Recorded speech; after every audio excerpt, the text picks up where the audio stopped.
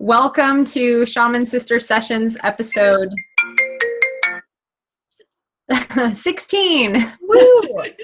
This is amazing, Kat, actually. So episode 16 means we've been doing this every week for 4 months consecutively. So high five. Woohoo! So today we're talking about protection and boundaries. This is something that we've alluded to and discussed a little bit in many past episodes. But well, first of all, to introduce ourselves, I'm Michelle Hawk. I'm here with my dear shaman sister, Katherine Bird.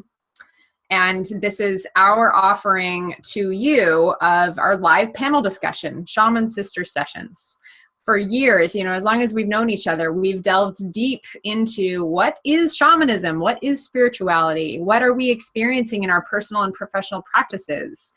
We have gained so much from our discussions with each other and delving into these questions, sharing stories about our experiences, working with clients. And just recently, we decided to make it public because we thought other people could learn some things too. So this is what Kat and I have been talking about for years now. And thank you so much for joining us and sitting in with us as we discuss protection and boundaries today. So Kat, how are you doing? I know you're excited about your ceremony that you're participating in tonight. Amazing. Yes, I'm going to be leaving here to help to assist in a ceremony tonight for some very interesting people working with the Maori people. And it's going to be just so much fun. There's so much going on. It feels like so much expansion. I know in my life, and then talking to other people in their lives as well. So much. I'm doing so much facilitation on mediumship and channeling of all different kinds of beings and working with healers, and my light warrior mentorship just started up, and I'm super excited about that and all the amazing people that I have participating in that. And yeah, there's so much going on. I'm kind of blown away. I was going to say overwhelmed, but I don't feel overwhelmed. I just feel like, oh, yeah, this is great. Yeah. I love it. And I'm feeling some of that too. And from discussions with other people in our line of work, it seems to be a theme where there's a lot of energy pouring through right now. It's like everybody woke up from hibernation with a bang and jumped right into it.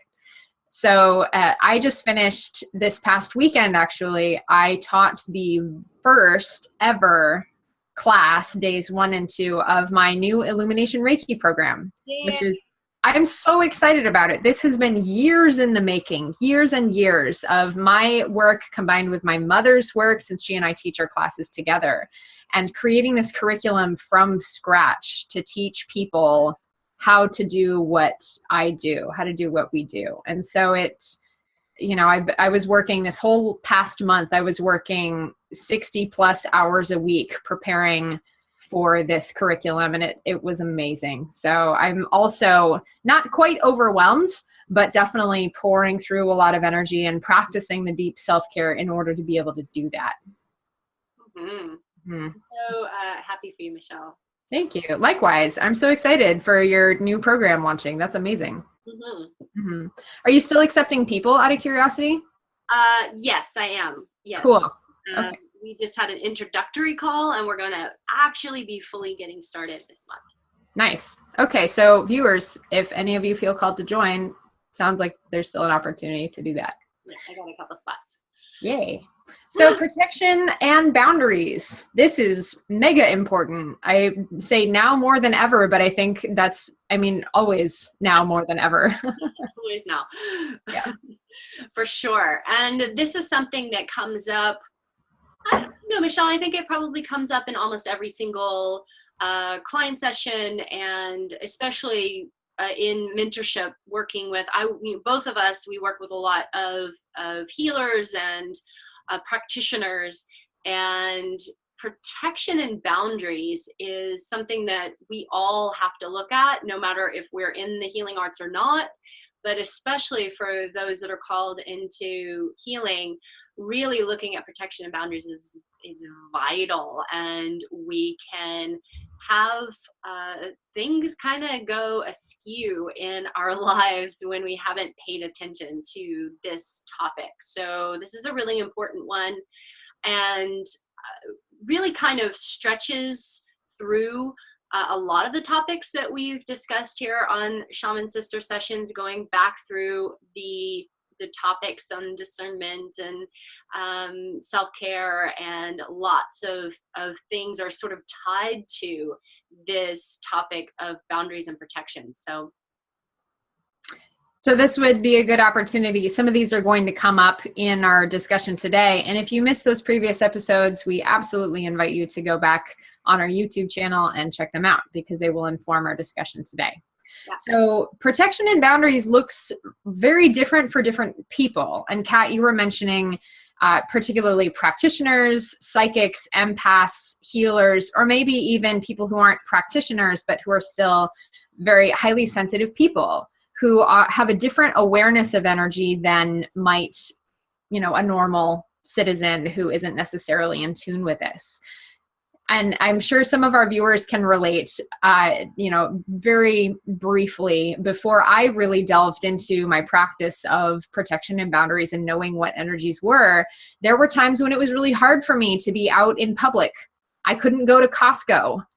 Or, I would be in a crowded place and feel awash in everybody's stuff. And it wasn't until I learned how to have protection and boundaries that I became comfortable and totally confident being in these energetically tumultuous places without feeling as though I was going bananas.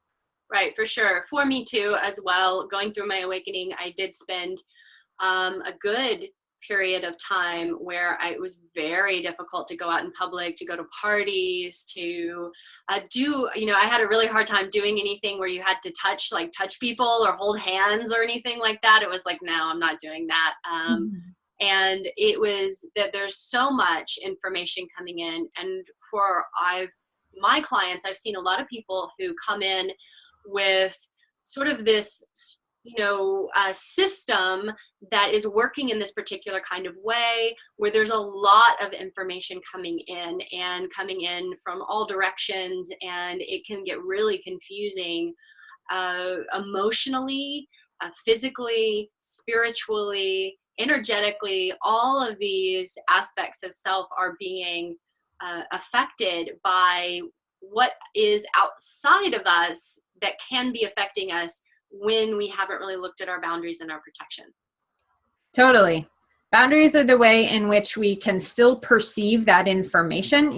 When we're talking about boundaries, we're not talking about shutting things out to the extent that you won't notice them. We're talking about creating a semi-permeable filter, for example, where you will still be able to perceive these energies and information. You'll still be able to have that connection, but it's not going to affect your system. That's why healthy boundaries are a really good thing. And I do have to have this discussion with some of my clients, my students. Kat, I'm sure you do too, or people who I'm working with who are asking about boundaries in relationship, where we're talking about keeping your energies separate and safe. And people we talked about shamanic relationship last week, right? Part of which is boundaries. We love to merge our energies together. People in relationship, it feels so juicy. It feels, really connected and wonderful. And if we're doing it without proper boundaries in place, it can feel really uncomfortable and ultimately be in the unhealthy spectrum of boundaries. So having boundaries, even in our relationship, even with psychic stuff, you'll still be psychic if you have your boundaries in place. You'll still get the information. It just won't knock you over backwards. Yeah, I think that's really important, because I think that a lot of times people are afraid that if I have good boundaries, that somehow I'm not going to be as an effective of a healer. I'm not going to feel enough to be able to know what it is to do next. I'm not going to be as sensitive. I'm not going to be as empathic to other people's experiences. And I think it's really important to reiterate that that is not true. That just as you said, this semi-permeable filter, it's like having this membrane and being able to feel really safe inside of our system and in control. That as mediums and psychics and healers and even just sensitive, normal, run of the day, whatever people, we need to exercise a certain amount of control over our energetic and emotional experiences, or else the tendency is to allow so much in that we become really confused and overwhelmed, exhausted, and we can't really keep up with the quantity of information that's coming in. And I believe that at this time, as we are witnessing this rising of consciousness, we're talking about, there's lots of shifts going on with, solar flares and the Earth's vibration actually shifting, that when I'm going to just be open. And a lot of times when we start to open and we go, oh, I'm open and I want to have an open heart and I want to be open for everyone and I want to heal the world and I want to be available for all people in all places and all times, we can open up our systems to the point where it's detrimental on our daily life and we're not actually being of the highest service that we could be if we just kind of enacted a bit of a better boundary and protective system. Absolutely. Having boundaries does not make you less compassionate. It does not mean that you don't care. It doesn't mean that you don't love the person or the people. It doesn't mean that you don't want to help. It means that you are empowering yourself to take care of yourself so that ultimately you are supporting your highest and greatest good, your health and happiness, which puts you in a better position to then be able to support other people and society in the collective health and happiness of all. So part of what we're talking about today is reframing the boundaries as very good and healthy, very necessary. Right. Yeah. Yeah. So, why else do we need boundaries, Michelle? We're talking about actually being a more effective practitioner, Mm-hmm. a more effective kind of human being, working through lots of, coming in contact with lots of different people, being able to go out in public more easily and be in social situations more easily, being able to have healthier relationships in aspects of life. I think also an important component of boundaries involves knowing who you are. And this is simultaneously a function of boundaries, but also a reason to have them. When we become awash in other people's energies, it's a little bit easier for us to lose a part of ourselves, or for us to forget who we are, or to separate ourselves from a core facet of our gifts or our identities. And in our last episode, when we were speaking about shamanic relationship, I mentioned an abusive relationship that I had several years ago. That was a relationship in which I had very poor boundaries. So that was a wonderful teaching for me in terms of how am I allowing this person, how am I creating this situation where this person can do these things to me and I'm letting it happen. I'm, staying in it because I had poor boundaries. One of the ways in which that manifested was that while I was with that person, while I was actually physically with him, as soon as I would leave and go somewhere else, I would be okay. I wasn't psychic when I was with that person. My gifts shut off because I was so awash in his energy. I was allowing his energy to come into my field in an unhealthy way. And it affected my ability to have my connection with spirit. And I noticed this. This is the thing. I noticed this while I was with him. And I was like, that's weird. Whenever I'm with this person, I don't feel psychic. And then as soon as I leave, I'm psychic again. And it tells you how deep I was in it, that it took me a second to put those things together. But, of course, hindsight is perfect. And I was able to chalk it up to, this was another way in which my poor boundaries were affecting me, in that I was disconnected from my gifts, disconnected from a part of who I am. So having our boundaries, another important reason to establish and cultivate healthy boundaries is to honor who we are, keep our energies alive in us, and really nurture the flame of who are you as a divine embodied being, this individual perfect facet of the infinite.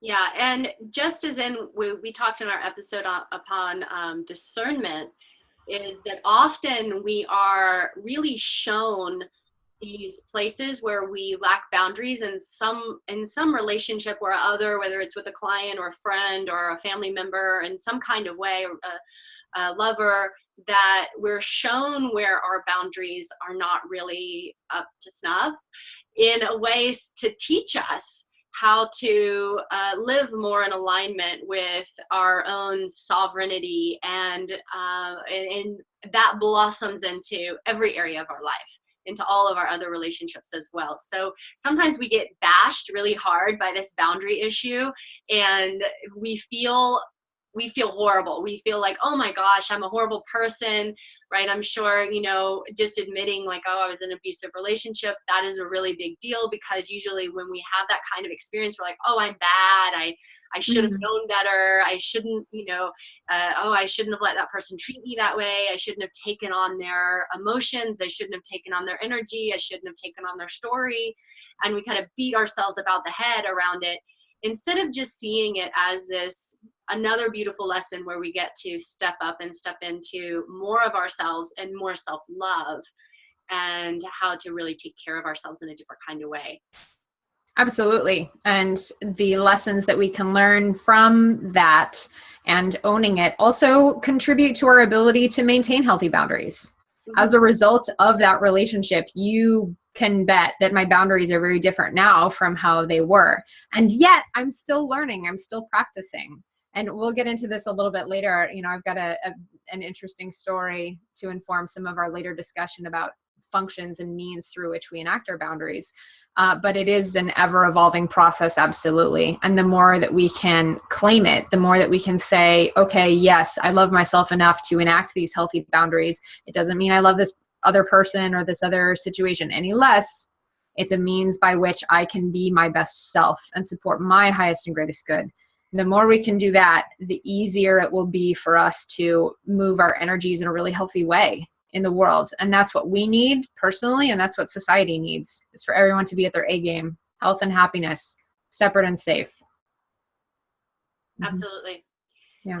So can we talk a little bit about the characteristics and the functions of boundaries? And totally. Let's dive into Boundaryville.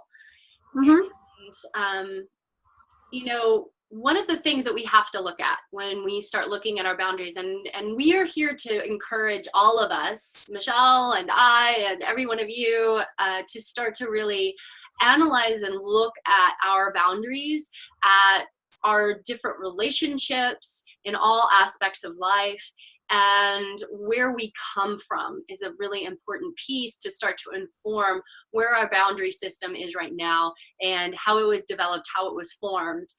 You know, we learn boundaries. Boundaries is a learned aspect of being. We learn either to have very healthy boundaries or boundaries that maybe aren't so healthy. So, and also, this is a skill that we can learn at any time. So please, you know, as we are going to delve a little bit into family and childhood stuff and school, because that's where boundaries start. And if through the course of our conversation, you're looking at your childhood, or, you know, maybe you knew this about yourself already, please don't take it as the thing of, I will never have healthy boundaries. It just means that, okay, you get to take all the learning from that and come into new growth of skill now in your adult life. Exactly. So when we're kids, one of the things that child development experts say is that boundaries are really important for children. That when a child knows sort of what to expect and when to expect it, and it's regular and consistent, and they can count on something being there, and you know that they have boundaries, that they have an ability to say no and have their no be heard, that they have a right to privacy, to alone time, to their own opinion. All of these things start to build a healthy boundary system.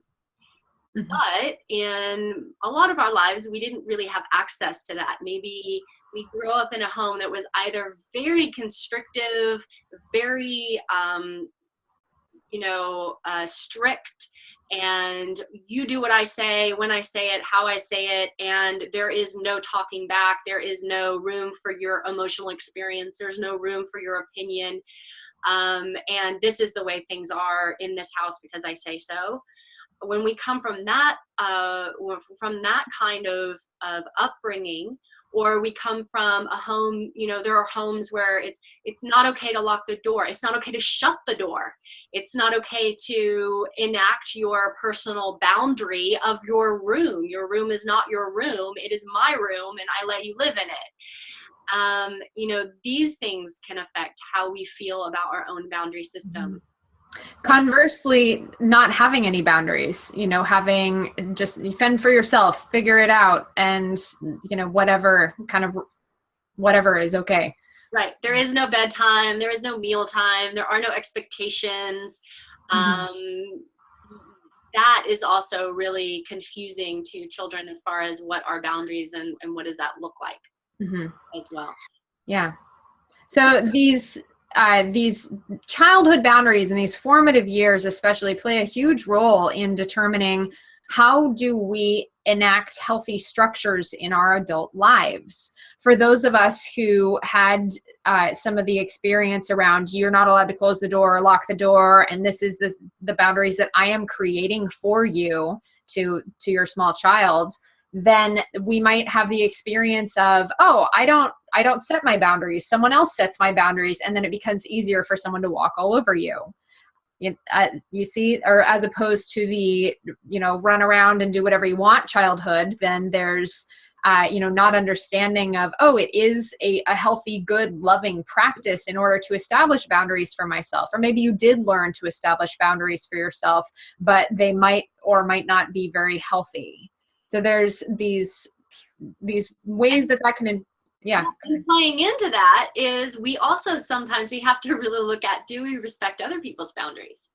You know, how good are we with other people's boundaries? Do we run over other people's boundaries, whether that's in personal relationship or in professional relationships? Sometimes we're pushing our agenda on someone to the point where we're pushing through a boundary maybe that they have for themselves, which can get us in a lot of trouble.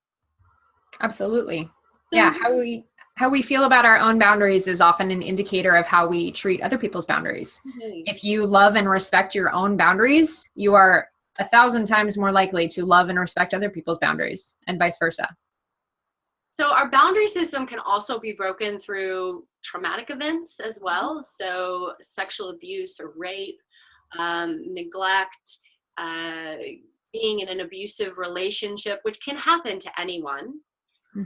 That can really kind of break down our boundary system, and we have to really reorient ourselves and come back to center and start to rebuild a healthy relationship to our boundaries.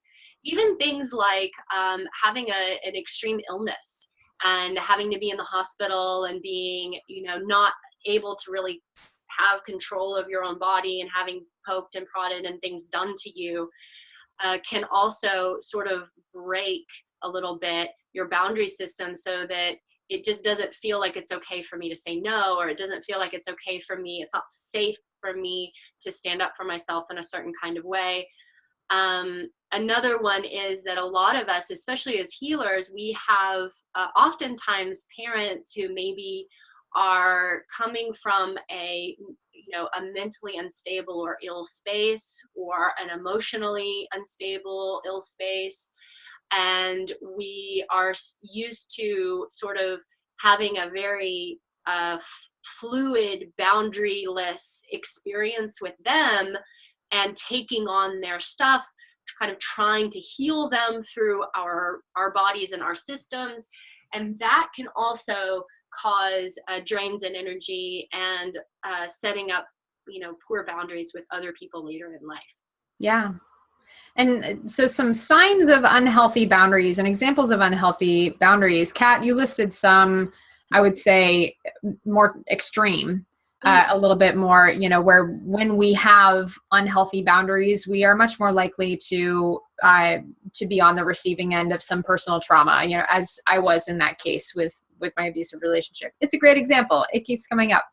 And yet so often it's much more of the, what are we tolerating in our lives? And so this is my invitation to you, our viewers. What are you tolerating in your lives right now in terms of infringement upon your boundaries? It's so easy, I would say, it's much easier to pin wounding upon a significant trauma, where if someone has a violent experience or a traumatic experience or an accident or something, and this is what I found in my healing sessions with my clients, when there's something really big and traumatic, it's easy to say, oh, okay, this is the source of that wounding. And it's almost easier to heal from that, as opposed to the death by 1,000 cuts, where there are all these little tiny micro invasions or, medium invasions of our boundaries that are harder to identify, harder to put our finger on, and yet they're just as wounding, just as traumatic, if not more so, because they are harder to identify, because they speak to perhaps how are we living in the world? How are we living in society? What is so much bigger and beyond us? Does it seem, and especially as women, a really good example of this is the microaggression of rape culture, right? Walking down the street and being whistled at, catcalled at. Those are infringements upon boundaries if we want to establish our boundaries and not receive that. And it can also at times almost seem overwhelming of, how can I enact my boundaries on a whole society full of people who are not educated about rape culture, who are perpetuating this infringement upon the boundaries. So the micro ones can also almost be more damaging. Yeah, that's really important, Michelle. And I found that as well. Those are almost the ones that we don't want to look at in a lot of ways, because they do feel kind of overwhelming. We're like, oh wow, it's everywhere. It's this insidious experience of my life. It's happening at work, and it happened at school, it happens in so many places.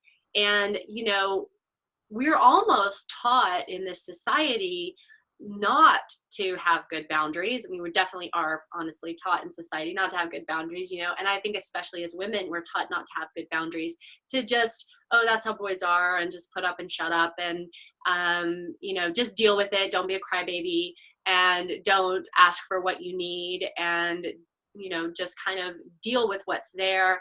The school system, I know when I was in school, seemed so ridiculously horrible in its not acknowledging boundaries of children. And I think it's probably even worse now, of really just kind of forcing people into a certain system that maybe doesn't work for them. And so we stop listening to ourselves. And that listening piece is really important, and I'm sure we'll talk about more about that as we start looking at how do we enact better boundaries. Right. I will say, regarding the, addressing rape culture, right, and all of its insidious ways in which it manifests, we're not saying that in order to have good boundaries, you have to call out every single dude who catcalls you on the street. Sometimes that doesn't feel safe. Sometimes you're just not interested in validating that or wasting your time. And as we get in a little bit more into the energetic versus, or in conjunction with physical boundaries, that's an example where a physical boundary would be to say out loud, draw the line. No, that's not okay. The energetic boundary is still a way that you can protect yourself. We're talking about protection here, where you can shield yourself energetically and be really, really solid in your own self. And you might find that when that is the case, either if that happens, it's going to bother you less, or B, it happens less. That's something that I've noticed, is when my energetic boundaries are rock solid, really, really strong, people don't mess with me in the same kind of way. Or if I'm feeling vulnerable, and I remember one time I was walking to my acupuncture appointment, I was having a really hard day. I was moving through a lot of energy, moving through a lot of trauma. And I was walking downtown. I got so many cat calls. I couldn't believe it. I was like, what is going on? But the thing that was different was my energetic boundaries were not in place to deflect that.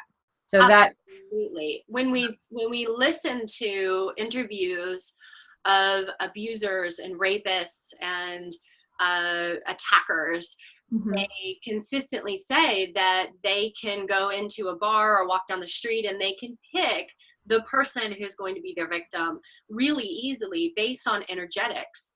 And when our energetic boundary system is really strong, I feel like mine is really strong. I have rarely have problems with this kind of stuff, but I meet people where it is all of the time, and I don't see them as being, that much more, you know, beautiful, or that much more, we may be like weak or looking or anything like that.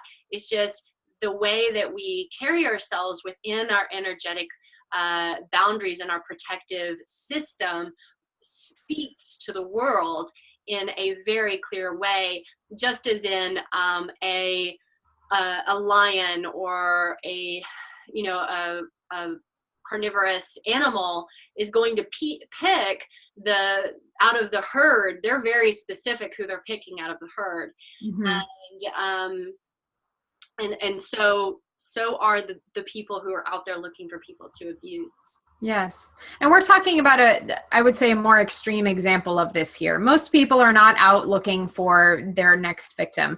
And yet the things that we're talking about can be applied to any situation.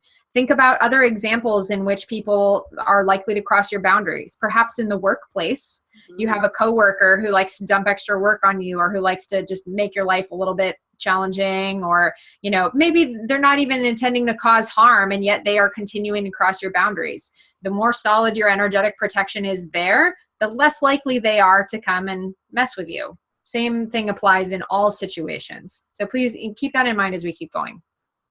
Mm-hmm. So as we look at these different kinds of boundaries, I want to just kind of touch on, we've talked about energetic, physical boundaries, and maybe can we explore a little bit around like the differences of these things and how they also feed each other, how they're all connected, energetic, spiritual boundaries, how these things are all, they're all correlative and they're all relating to each other. Mm-hmm. Yeah. So one of the examples I gave with energetic and physical boundaries was the difference between having your energies in place versus actively saying to someone, stop it, don't cross that boundary. They're both important. I would say they work in different levels of subtlety. The physical boundaries I have found are necessary to enact in a little bit more of the extreme cases where you're telling someone, do not speak to me that way, or do not speak to me, or creating a whatever physical earth-based boundary you need in order to feel safe. The thing that comes before that, though, is the energetic boundaries. When we have our energetic protection really well in place, it is often less likely that we'll have to enact a physical boundary. When our energetic boundaries are rock solid, it's usually the physical boundaries just fall into place. Sometimes, though, what I have noticed is if there's a place where my energetic boundaries are weak, and either it's an emotionally charged issue or it's something that I feel conflicted about, I need to enact a physical boundary in order to support creating the energetic boundary. And I do have an example of that, actually. With my most recent breakup, a man who I care about deeply still, and still I'm very optimistic about being friends with him, really wonderful person, no hard feelings there. I didn't give myself much time, or any time actually at all, between breakup and trying to be friends. And I was so excited about, okay, well, we still get to be in each other's lives, still feel a great closeness there. Both of us, feel great closeness and intimacy there. And yet there was this muddy feeling of, okay, we're moving from being in relationship to not being in relationship anymore, but still have that intimacy. There were not clear energetic boundaries. I was trying to muddle my way through it. Actually, both of us were trying to muddle our way through this, trying to have a clear energetic boundary, but not really understanding where that was. So eventually, actually, I had to ask, please do not contact me. I'm going to set up a physical boundary in order to support having an energetic boundary, which ultimately will support my health and happiness, his health and happiness, and the health and well-being of whatever friendship we decide to cultivate moving forward. So it was very hard for me to do that, to ask for some space, because I do care about this person deeply. It doesn't mean that I love him any less. It doesn't mean that I'm any less interested in having him in my life as a friend. It just means that right now I'm having a challenging time for myself drawing the energetic line. So I need some extra support with that, with a physical line, to really create some space so that we can reapproach this later with a fresh understanding rather than mucking our way through confusing energetic boundaries. Yeah, that's beautiful, Michelle. Mm-hmm. The other boundaries that I want to just touch on before we jump into, because it's so late. We started a little late today. Before we jump into tools and how do we do this stuff, is spiritual boundaries. And I know, Michelle, that you do a lot of spiritual work with people. You do very deep shamanic work and working with beings and guides and entities, all kinds of things that come up in your sessions and in your personal life. And one of the questions that I get asked a lot, and I know that it's come up for you too, is when I start interacting with the spiritual realms, maybe I'm seeing beings or guides, I'm hearing voices, I'm, just feeling like there's something present. When I go into meditation, there's someone there. When I'm working on someone, I'm feeling or seeing, sensing something there, and being.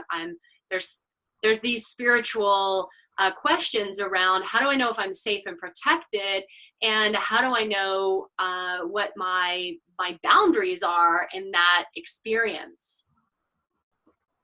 So can you talk a little bit about that, Michelle? Totally. I think this question comes up a lot, like you were saying, in terms of the intuitive stuff, the channeling work especially. People ask this about channeling, because if you're inviting another energy into your being, there have to be boundaries there. Absolutely. The biggest piece of advice, as we're talking about tools, we're transitioning into tools for working with boundaries. The best advice I have is grounding, because the more solid you are in yourself and your own energies, the easier it will be for you to hold a container where it is safe, where you can keep your energies separate, and where something is not going to walk all over you. I have my rules for channeling, so to speak, and my personal practices for channeling. If I'm feeling ungrounded, I don't channel.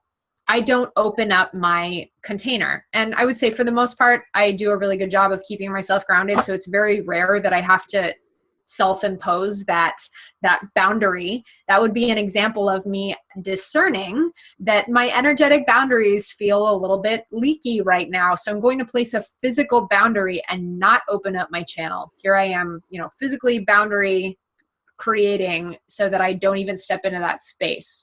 And that's a means of self-care. But when my grounding is really good, when I'm like, okay, I'm rock solid, I'm present in my body, I am aware of my space, I feel really good in how I am living in the world, then yes, I can do the very high vibration work, but it comes from having a really good foundation. Right. And I think that comes back to, as most of the things that we talk about in this program, when we whittle it down to how do we navigate these experiences and these things that are happening to us, is this cultivation of self-awareness. When we're very aware of what our energetic system feels like on a healthy, vibrant, vibratory, day-to-day place, when we can track ourselves really well, when we have this high level of self-awareness that we're cultivating through our personal practices and our meditations and our mindfulness, then when something comes into our field, if it doesn't feel right, if it can't touch our heart, if it doesn't feel good, if it doesn't feel like something that we want to interact with, we don't have to. Just because something shows up for us, in the work and whatever we're doing or in life, it does not mean that we have to interact with it. It does not mean we have to be a medium for it. It does not mean we have to give it a voice. We have the choice to choose that. And that is an important piece of enacting spiritual boundaries. Kat, you're touching upon sovereignty, which is, I would say, probably the other fundamental component. So grounding and sovereignty and choosing, do I want to interact with this energy or not? You're absolutely right. Sovereignty is the I am. Like you were saying, knowing what is my energy, what is not my energy. What am I allowing into my field? What am I not allowing into my field? We're allowed to say no. Earth is a free will planet. Even if a guide is smacking you over the head with a piece of information, you can always put up your boundary and say, no thanks. Exactly. And stating, I am a huge proponent of actively stating out of the mouth what our intentions and our realities that we're creating are. So I am a sovereign being. No one is allowed to come inside of this body form without my express permission. When being very clear about when I'm working, when I'm available, open for healing and channeling, and when I'm not available right now. I'm not available. I'm sleeping. I'm resting. I'm eating. I'm watching a movie. Like, I am not available right now. Thank you very much. I will come back to you later. I will be available, and I'll let you know when I'm available for this kind of work again. That's hugely important. And Kat, I'm sure you speak about this with your clients too, or people who are saying, oh yeah, I was up all night with spirit channeling in my ear and I couldn't sleep. Set a boundary. And I've had to do this with, with guides. I have some really, so many times. Oh my God. Yeah. And I have some really bossy crystals too. That's another thing is I have, these beautiful stones. I have an amazing collection of really wonderful, powerful stones, some of whom like to talk at night and they keep me up. And with one of them in particular, the first night I brought it home and I had it in my room and I was sleeping, I didn't sleep at all because it was talking all night. So the next morning I told it, I said, look, if you want to be here, if you want to be in my energetic field, your job is to help me sleep. And we can talk in normal working hours in the day. So for the next 2 nights after that, I had the most amazing dreams full of crystal palaces and crystal temples. It was giving me crystal dreams, helping me sleep. But that was me setting a boundary with a bossy stone. You can do the same thing with guides. You do the same thing with information that's coming through. Do the same thing also. I know we have many practitioners who watch this with your clients. Setting boundaries with your clients is a really, really good thing. Mm-hmm. Yes. And, some of your clients are going to have great boundary systems and some of them are not. And they're going to, really push you in certain areas, and you get to decide what is right and what is wrong for you in your heart. And that comes back to that awareness of self. What is true to you? That I'm going to be true to what it is that I'm doing. And if it's not in alignment with that, then I'm going to enact a boundary and do some work there. Yeah. I would say also the clients who push our boundaries in that way usually don't have healthy boundaries themselves. So it's a very loving thing actually for you to then model healthy boundaries with them in your work with them so that they can have a healthy role model for reflecting, okay, this is what is appropriate in this working relationship. This is what's not appropriate in this working relationship. Absolutely. One of the things that I want to just touch on quickly is in the same realm of the self-awareness is really becoming more and more aware of the way that your energy system processes, the way that you process energy. And a lot of us, we're here as these mystics and healers and we're awakening, and we weren't given a guidebook. As children, it would have been really helpful for a lot of us to be drawn to the side and said, hey, you're doing something interesting. Let me help you figure out how to do this in the most healthy way possible for you. So a lot of us have worked out how to process energy. Sometimes we're processing spirits. Sometimes we're processing low vibrational energies, and we're doing alchemical processes through our physical body. I've met people who do this through their digestive system, and they are never hungry and they always have poor digestion, or in some other area of their body they've sort of picked somehow, through their own, in childhood is just what happened, this area of the body where it's like a portal of healing, where now they're processing other people's energy or spiritual energy from beings through their body system, and it becomes really exhausting because everything's happening through the system and through the body instead of actually where it can happen in front of the body, by opening a portal someplace else, through nature, through the earth, through a tree, through the ocean, someplace that really calls to you to be able to start to shift some of the work that you're doing inside of your body to outside of your body. Mm-hmm. A lot of people have a very open, you could say maybe a very open chakra system where lots of stuff is coming in all of the time. And these people are usually suffer quite a bit from just always kind of distracted and ungrounded and unfocused and can't really get a lot of stuff done, exhausted on a regular basis. So what I want to encourage is that if your system is working a certain way, you can retrain it to start to work in a different way. And it's not going to take away the effectiveness of the work that you're doing. It's important to ask for help from your guides or from physical teachers on this plane of maybe what's going on, like starting to go, okay, what is the self-awareness? What's going on? How am I actually processing energy? What am I doing when I'm doing this healing work? Because a lot of us start getting into healing work. We don't even know how we're doing it. We just know it's good. So what am I doing in this healing work? How am I processing energy? And what is a more effective way for me to do this? Please train me and teach me in the way that I'm going to be able to do this work in a way that's going to be really sustainable for my physical body system. And then as you're going through that process, just knowing that it's probably going to be a little clunky at first. It might kind of feel a little haywire as you're figuring it out and it's reorganizing itself. It might be like, oh, it's okay. I'm learning how to ride a bike again. I've been riding a bike my whole life and now I'm doing it in a totally different way.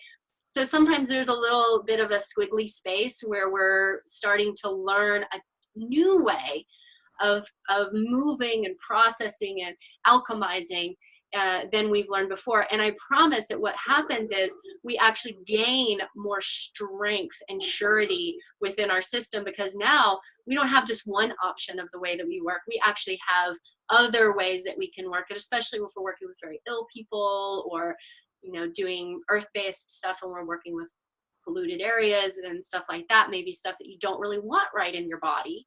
It can be super helpful for the work that maybe you're being called into. Absolutely. That's amazing. And what a wealth of information right there that I feel like we could make at least a couple of episodes about. I will also add something that I do, and Kat, I know you do this too. This is a slightly more advanced technique of moving energy in a very healthy way. You were listing, moving energy in front of your body, outside of your body, using a tree, using nature portals, using guides, etc. There is a way to still process energy through your body, but have it not stick. And that's the aspect of the hollow bone. And this is something that I do. And Kat, I've seen you do this too, where you're still moving energy through your body, processing it through your body, because sometimes it needs to be moved through a physical container. There are some clients who I work on who I need to translate something into the physical plane, either channeling from spirit into the physical plane into them, or channeling it out of the physical plane through me. But I do it in such a way where I am the hollow container. Nothing sticks. It's still going through a physical translation, and yet it does so in a super clean way. And I only do that because I know that I have rock solid boundaries. I only work on those people when I feel really grounded, when I know that I am perfectly capable of holding those boundaries from myself. Because if I don't, then I feel it. I get sick. I take on whatever it is. Absolutely. So there's a way. It's a little bit more advanced. Maybe like don't try that right away if you don't know what that means, or talk to us. That would be something that we could talk to us, and we'll help you figure this one out. Yeah, absolutely. I want to talk just for a second on you know, how do we have these things when maybe we are doing work that maybe goes through our body, or you know, whatever it is, even before or after. So I am very committed to, and you know, I teach in my Healer's Process course about physical practices that help us to cleanse and purify these energies out of our inside of our body, on top of our body, our auric field, which is our little egg around our body, and cleaning that stuff up on a regular basis before and after clients, at the beginning of the day, at the end of the day, so that we're using tapping and breathing really deep breaths and really deep breaths out, getting all the air out of the lungs, moving the energy down the arms and the hands, pulling energy off of the spine and the head, moving off of the pulling energy, pulling information off of the third eye that might be sort of clouding. It's too much stuff here. Starting to really shift and move the energy off of the field, and to start to collect the energy from the earth, drawing the energy up from the earth on that inhale breath, and then using that energy, collecting it in the hands, and using that to cleanse and purify our auric field in every direction, going through, looking for any attachments, any cords, anything that's embedded, any weak spots, and sort of shoring up the system, shoring up this boundary bubble that we're living in, and then using light color, using gold, using pink to infiltrate this bubble that we're in, and using that as a protective system that's still malleable, stuff's still coming in and out, but we're starting to build strength, and we really need that. We're dealing with a lot of intense things out there, and people are really awakening quickly and needing to move through great trauma, and so we really need to be cleansing ourselves on a regular basis, and fortifying our own system to be able to do this kind of work in a healthy way. Mm-hmm. That's a very beautiful example of energetic maintenance, right? Is what do we do consistently to help ensure that we have really good protection, that we have really good boundaries. Another piece of energetic maintenance that I would say, we talked about sovereignty and grounding a little bit already, but the more you know who you are and you live in your truth, the less you will have to do any dramatic clearing methods. And, you know, I'm still a huge proponent of clearing, absolutely. And yet there's something about, you know, there are a whole bunch of sayings about, you know, the master doesn't even need to clear the room. They just walk into it and it is cleared, right? And when you're in a dark room, you turn on the light and all is illuminated. You don't have to swoosh away the darkness. You just turn on the light. Same thing with your boundaries. When you are illuminated, when you are lit up, I know who I am. I am a sovereign being. I am a divine embodied being. I am that I am. Automatically, your protection is 1,000-fold. It's 1,000 times better than it would be if you didn't know who you are. And and I say this because a lot of people are we're coming into discovery of who we are. And, you know, what does it mean to live our truth? You can still protect yourself through these means of the clearing, through these wonderful practices, through smudging yourself, through affirmations, etc. And the more that you can be rock solid, centered in yourself, grounded in your truth, expressing of your divine nature, who you are, the easier it will be, and the more effortless, second nature it will be to have your external boundaries perfectly in place without even trying. So that's my best recommendation, is be who you are. Yeah, absolutely, Michelle. But I think that they go hand in hand. I think that they help to solidify each other. I think that, you know, when we come from a place where we've just been kind of taking on other people's stuff and other people's belief systems and emotional realities, that sometimes we're super clouded. We're super cloudy, and we can't really stand in, this is my truth. This is who I am. I am a sovereign being. It takes us a bit to get there. And so by doing all of these things, and all of the practices that we're doing around affirmations and cleansing and really, you know, healthily eating and taking care of ourselves, we're sort of you know, they're going in alignment, that as you do those things, the awareness of self and this solidity of self is every single day increasing more and more and more. Yes, totally. And those practices then become a function of I am, I am, I am, I am. Because it feels so good. And I don't think that, I think that what we want to, I think that where we want to hit is that those practices and doing those things are not coming from a place of fear and I'm not enough and I'm not safe and I'm not protected. Because when we come from that place, like that's what we're creating. We are coming from a place of pure sovereignty. I am fully protected. I am fully guided. I know that that's true. And I'm doing these practices as a beautiful expression of that truth. Absolutely. Yeah. Yeah, boundaries, it's not because the world is an unsafe place. It's because I love myself enough to do these practices for me in order to hold my own energy. I keep my energy separate and safe, and it's a very loving, empowering act to Yes. do so. Absolutely. Love that, Michelle. And you know, that goes on the physical plane and with emotions and in the spiritual realm as well.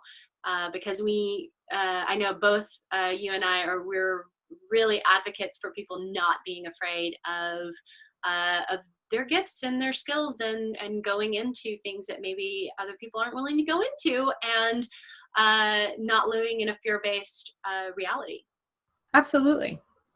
I think we might be running a little bit over. There was one thing that I was interested in addressing in terms of working with your boundaries and other people's boundaries, again, because other people will not have the same boundaries that you do. I would say this is especially the case for all of us who are very sensitive people, probably those of us who are practitioners, those of us who are professional healers, psychics, mediums, etc.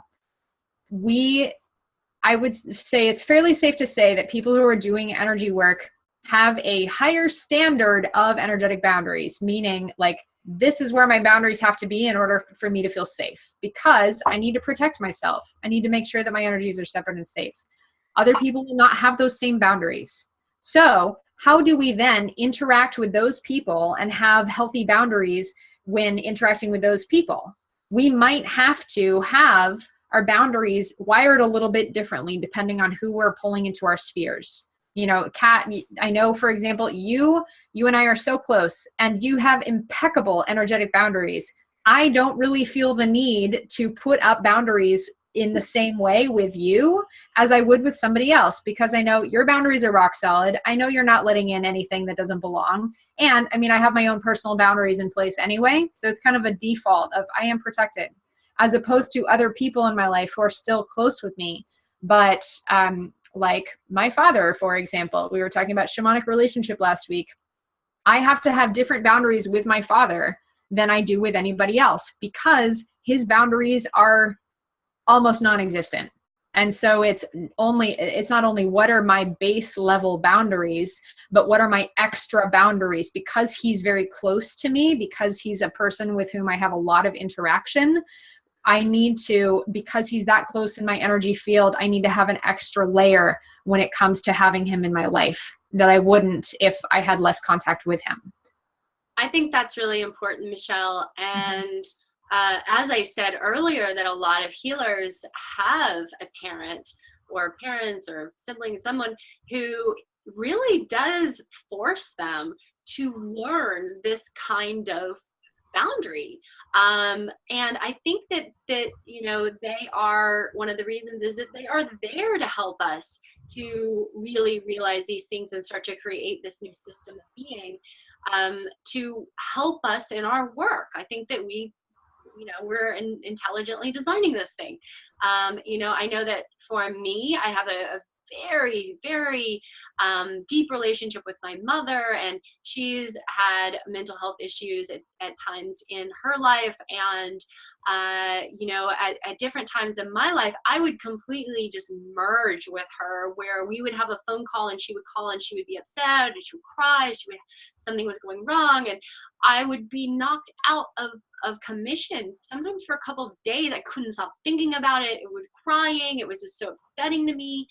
And, you know, it took so many years of working on boundaries and working on boundaries and working on boundaries to do it in a way that's super loving and joy filled. And so it's like, if she calls and she's having a bad day, it's like, well, okay, that's okay. I hear you and I love you and I love you so much. And I know right now you're having a hard time, and, you know, how can I show up for you in this moment, and not to take it on as my thing and trying to fix it, which is what I always tried to do before. Mm-hmm. And speaking of, as we start to enact better boundaries with people, especially people that we've been in long-term relationships with, sometimes they will freak out when we start enacting boundaries with them, and they will push so hard against us. And we're like, oh, it's impossible. I should just give in. But from my personal experience, what I've witnessed is the more that we have this stronger internal boundary system, and the more that we just stand for what's true for us and take care of ourselves, that the other person will respond positively over time. They really will not like it at first. And sometimes, you know, there can be really bad experiences that can happen where, you know, somebody wants to get back at you because you enacted a boundary. And that's not comfortable, and it's not easy. And but it is a learning point for each one of us, for whatever the relationships that are called into your life, to start to learn how to enact healthy boundaries in ways where the truth of your being is being expressed, and you can still be in compassion and kindness and presence for whoever it is that's in your life and that you're having this relationship with. That's very beautiful. And I know you've experienced that with your mother. You're talking about merging with her energy, but I know that's something you've worked really hard on, is having those healthy boundaries, and you've seen it shift your relationship. I have. I think we have a healthier, more productive, loving relationship than we have, you know, since I was probably young, before I left the house, because it's just there's more clarity, and I'm able to just say, I need to get off the phone right now. And you know, this is what I need from you. And she's really there for me when I have things come up and I need some support and love. She's always there for me. And I can start to see this as a really adult and healthy relationship, instead of one where we're like having a healthy merge. And you know, I've seen this happen in my relationships, my romantic relationships as well, where I get to have that lesson again and go, oh, this is where I don't enact my boundary very well, and this is where I do this thing, and this is where I do this, and I get to work on it. And I just have a lot of gratitude for being able to work on these things, because they make me a better practitioner, they make me a better friend, they make me a better daughter and a better partner, for sure. That's wonderful. Yeah, all of what we're talking about here today, we gave you a lot of different examples, boundaries and protection in romantic relationships, in working relationships, in familial relationships, in society, boundaries in regards to our spiritual practice, our energetic practice, and you know, so many more. We can talk about this for a long time. And you know, Kat, we've got things that we talked about in whenever, you know, for our viewers, we chat a little bit before we go into an episode, and we say, okay, yeah, these are some things we like to talk about. We didn't even touch upon some of the things on this list here. And so there's so much more. It is so important. This is a vital component to not only how can we support ourselves in our health and well-being and happiness, but how can we then bring that same vibration, bring those lessons, bring those learnings to create healthy structures, healthy, balanced, boundaried, protected structures on the familial and societal levels too. Mm-hmm. So please, viewers, consider everything that we've talked about here today in light of how can you support yourself and your boundaries. And then, you know, extrapolate that out to how can I then model healthy boundaries and enact healthy boundaries in the way that I'm living in the world in order to support the kind of changes that I want to see. Yes.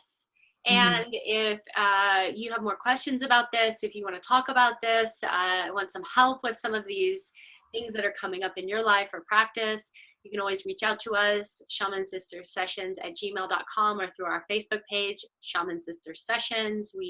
Both Michelle and I, and together we have programs with helping people with these very things.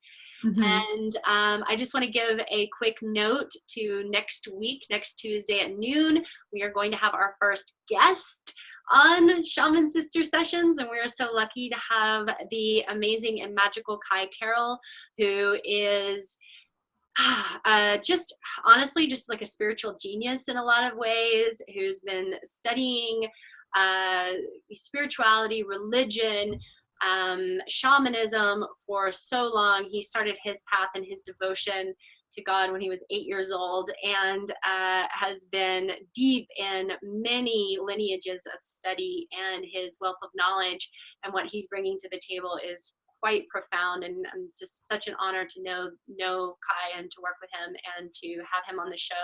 And I'm sure that he's going to bring some brilliant illuminations next week. So we hope to see you then. Absolutely. Thank you so much for joining us. And again, please do feel free to reach out. Kat and I are happy to help and work with you for how can you come into solid boundary for practice for yourself. So until next time, thank you so much and many blessings. Many blessings. Bye. Bye, Kat. Bye.